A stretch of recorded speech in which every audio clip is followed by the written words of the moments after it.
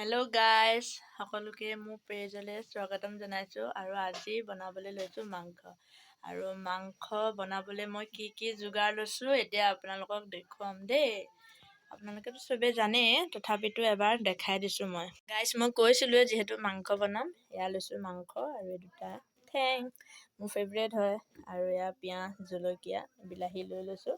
আৰু লগতে এয়া আলু, আৰু ইয়াত এতিয়া তেল আছে, দেখিছেনে? আৰু ইয়াত তেজপাত দিছোঁ। তেজপাত দিয়াৰ পিছতে পিঁয়াজ দিছোঁ। পিঁয়াজ দি অলপমান ভালকৈ লৰাম, ভাজি ল'ম পিঁয়াজটো ভালকৈ। আৰু ভাজা হোৱাৰ পিছতে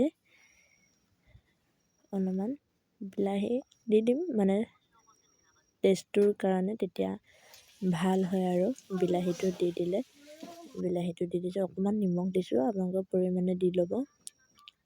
হালধিও দিছোঁ দেই।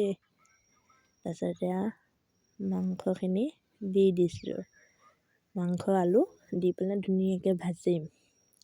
ভাজাৰ পিছত আপোনালোকক দেখাম। এয়া দেখিছে, মছলা চছলা দি ফাইনেলি ভাত সাজ ৰেডি। Bye bye.